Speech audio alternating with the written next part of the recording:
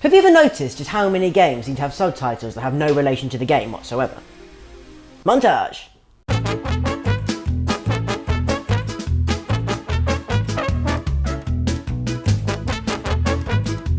But the latest Deus Ex announcement does away with all that nonsense and has a subtitle that could easily be confused for a metal band.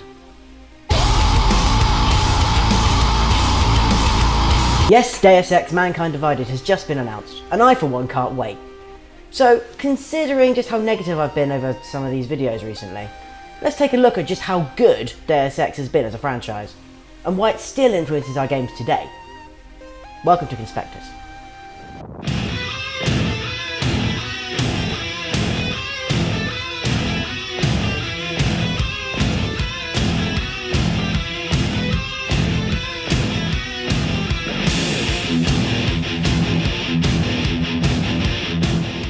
I was only 10 when the original Deus Ex came out in June 2000, and to be honest, I didn't really get what was going on. I mean, it's got stealth and shooting and hacking. I mean, what is it? Why does everyone look like potatoes? And what's Ambrosia got to do with anything? But I've had a bit of time since then to play it again, and yeah, it's pretty great. Deus Ex was one of the first games to genuinely meld mechanics from different games together and do them all really successfully. You could play it any way you want, with multiple different routes to the end goal. You could shoot everyone and do your best John McClane impression. Yippee-ki-yay, motherfucker. Or you could sneak around, trying not to get noticed, like you're a 17-year-old trying to get to their bedroom at 3 AM without waking their parents. There were also explosive weapons to use, hacking tools, characters to friend, befriend, and genuinely impact upon your progress throughout the game. This melding of various mechanics really led the way for the games that we've played ever since. I mean, yes, other games had done it before, but Deus Ex really perfected it in a way that nothing else had. And its effect on the games we play now is actually quite remarkable. I mean, you can't seem to release a AAA title nowadays without forced stealth sections or gameplay elements. Moral choices and conversation trees are another staple of games today. And hey, have you played an open world game recently with multiple solutions to objectives? You can thank Deus Ex for that as well.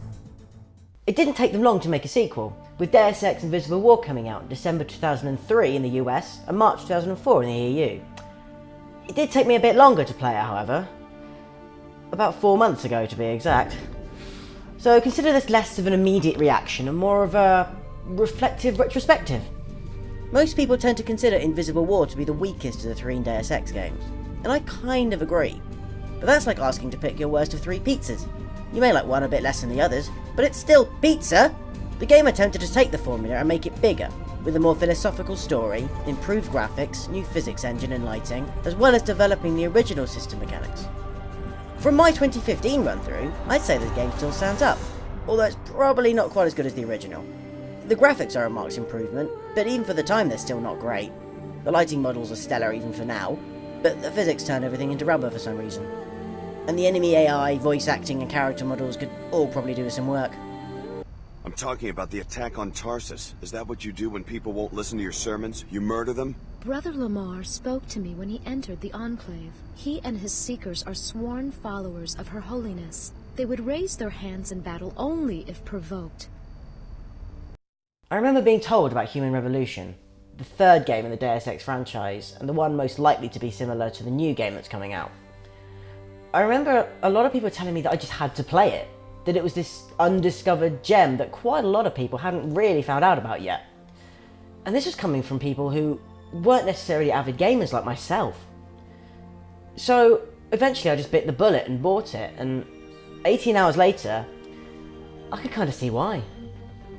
Human Revolution took several interesting design decisions that facilitated the nature of its gameplay.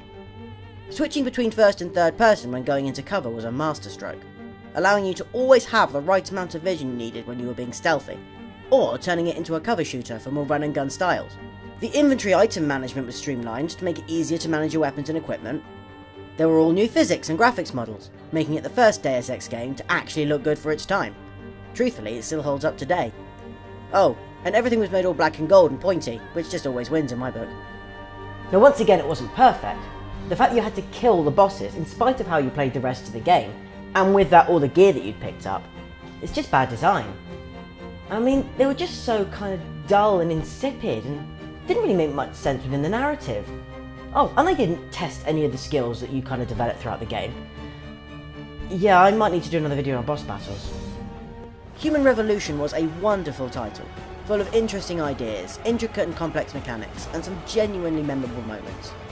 I personally cannot wait for Mankind Divided, and although we've only had a shiny CG trailer so far, the least trustful thing in games outside of Steam Early Access, you can be sure Square Enix can take care of this one, and get it right again. Now, if you'll excuse me, I need to go get ready for my Adam Jensen cosplay.